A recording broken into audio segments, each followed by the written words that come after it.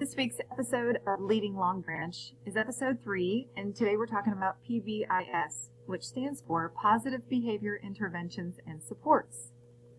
So what is PBIS? You may have heard us use that acronym before around the school. It does stand for Positive Behavior Interventions and Supports. We have a PBIS team or PBIS committee at our school, and we would love to have parent involvement on that committee. It represents one teacher from every grade level and one classified employee, in addition to both of our principals and both of our counselors on that committee. The purpose of it is to have a tiered intervention model for behavior. So it's kind of like behavior RTI. We've got response to intervention for reading, and you guys are probably familiar with the tiered intervention approach for reading and for math. So basically, anybody that's in tier 1 is able to perform in a typical environment with no interventions. And interventions would be something specific we use for individual children to allow them to perform commensurate with their peers. So in reading, it might be that 80% of our kids can receive the curriculum, the general reading curriculum that we give to everyone, and they can achieve at the rate that they should achieve. So 80% of the kids in any population should be able to do that, but there's about 20% of the population that's not able to do that. So they move on to an intervention, which means there's a specialized piece of instruction that they get that allows them to perform commensurate with their peers. And so we would call those kids being in tier 2. So they need just something a little extra in order to perform commensurate with their peers. So reading, that might be small group or one-on-one, or it might be a specific program like our Fast 4 Word program. For behavior, that looks a little different. So that's what I'm going to walk you through today. The PBIS program, the whole purpose is to make sure that behavior is approached in a positive manner. So we are celebrating the good that's going on in the building. Now that may sound too touchy-feely for you, but there is so much research that supports that punishing is not as effective as rewarding positive. And so that's kind of our MO. And it's actually across the entire state of Kentucky. Pretty much every school in the state of Kentucky follows the PBIS model. So we also find ways to curb negative behavior, and we do a lot of problem solving to see how we can do that for our kids. So at our school, every school that's a PBIS school has, well, you have to have 5 or less basic tenets of your PBIS system. When we first started our building, we adopted the 3 Bs. That's the most common way in which kids can memorize what PBIS is for. So the 3 Bs are be safe, be respectful, and be responsible. Now, as we've evolved as a school and as we've adopted the Leader in Me program, we have talked about transitioning to more of a leadership acronym. So we're playing around with LEAD and having, it would still cover the safety, the respectfulness, and the responsibility, but would also incorporate a leadership component. So that would be something that we look to change for the 16-17 school year, but we're keeping the 3 Bs for this year. That's something that our kids know and understand. Okay, so what our initiatives at our school for positive behavior interventions and supports. The clip charts is what we look at, what you probably think of most as how we manage behavior in our building. There's actually so many other things that go into that, but when we look at the common areas, so the hallways, the bathrooms, the cafeteria, etc., we have common area procedures, and we have complement charts that are outside every classroom. As students are in the hallways or as they're on the playground, in the cafeteria, etc., they are looking for compliments from other adults in the building. And any adult in the building can give a compliment at any time as long as the entire class is following the procedures. And when the students receive compliments in the hallways, they have a chart that's outside their classroom door that they put little cards on that stick on there that say things like yippee, hooray, wahoo. And what they're trying to do is fill their chart. When they fill their chart, they receive a reward. And the one that the students most often like to pick is getting to be dismissed to the buses first or being dismissed to parent pickup first at the end of the day, although they do have a menu that they can choose from once they fill their compliment chart. And they need 20 compliments to fill their chart. So they also have clip sticks. So you see the clip stick hanging on this marker board over here to the far top right. It really mimics the clip charts that are in the rooms, but it allows the teacher to keep track of behavior, individual behavior, in the hallways or in the special area classes. In our classrooms, we do use the clip charts, and this is a play on the very old school, back when I taught, which seems like forever ago, we used it wasn't called clip charts, color charts, color change charts. And you guys might have remembered that too, for if you have older kids when they were younger. And every kid started on a specific color during the day, and as they had infractions during the day, they flipped their color. And so they would gradually go down in color, and that usually signified 5 minutes off recess for each color change.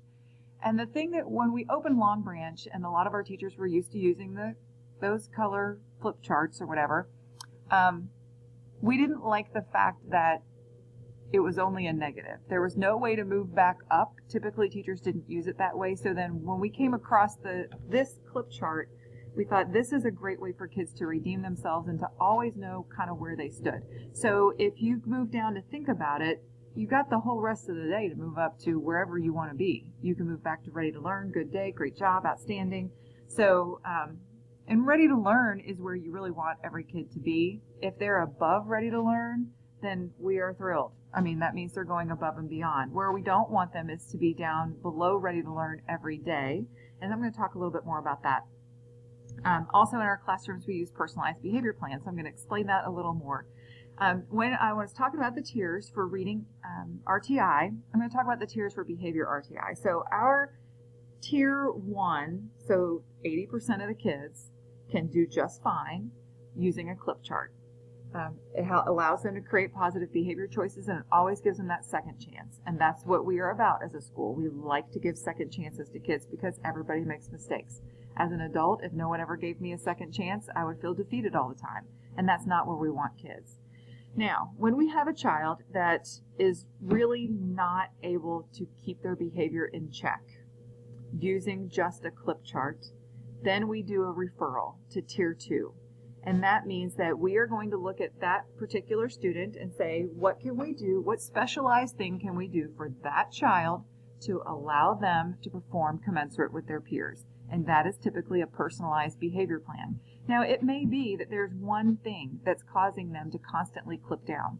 So if call-outs are causing them to clip down, if interrupting their peers, inability to work in groups, oh gosh, it's just a multitude of things that we work on personalized behavior charts.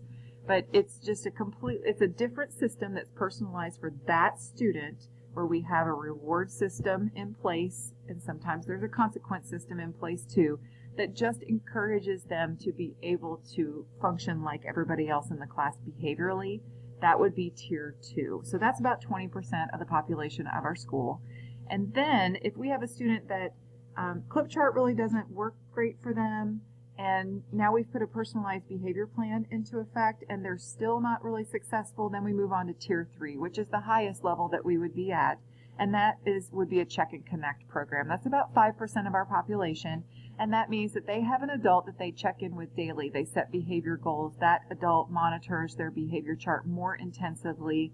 They check out at the end of the day. They have a specialized reward program. So it's just a whole lot more intense. So a lot of times people have asked, do you all still do PBIS if you do the Leader in Me? And truly we're at the very beginning of this whole Leader in Me process. But what we have found is PBIS enforces positive behavior and the Leader in Me enforces positive habits. And so then it becomes philosophically, which came first, the chicken or the egg? For us, we look at it as though the Leader in Me is what allows our kids to develop positive habits that would almost prevent them from having that need to move into tier 2 behavior, because they've got that foundation and that background and the necessity of being the person that you need to be in order to lead yourself, that you're not going to go off track and have a need for tiered interventions in behavior.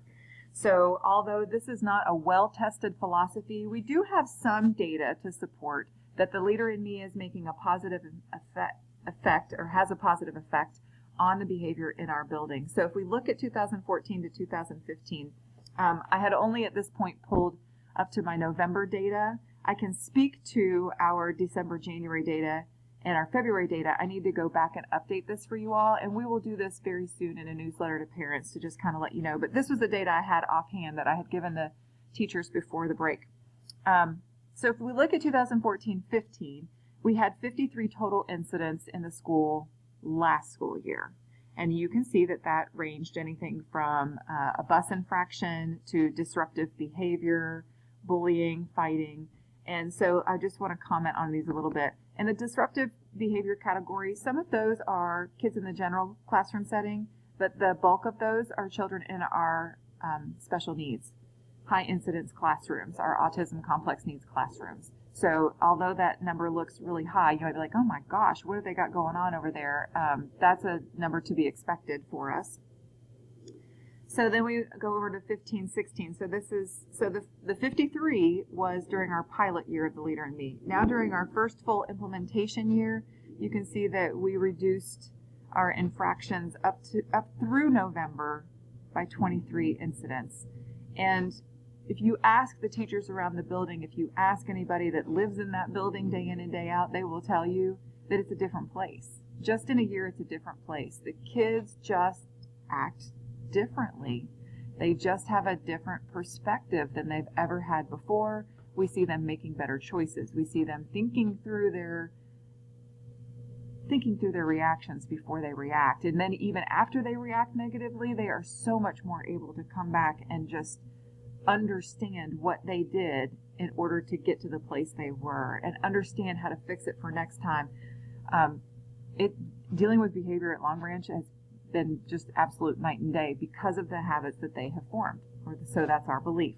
I can comment on our 15-16 numbers. We had 0 incidents in December, 0 in January, and we just had 3 last week in February. So it's definitely time for the kids to get outside and play more for sure, but that's pretty amazing that an elementary school would have 0 incidents in December and January, which typically tends to be a spike month, 2 spike month, because we've got a holiday coming up, and January, when they come back, they tend to have more behavior incidents. So we're liking the trend that we're seeing so far. I wanted to make sure that every time we end one of these videos, we emphasize what this video, how it applies to our vision. So PBIS does apply to the leadership component of our vision, allowing our kids to be leaders of themselves and in the community. Thank you all for watching this 3rd episode. We look forward to continuing these episodes for you in the future.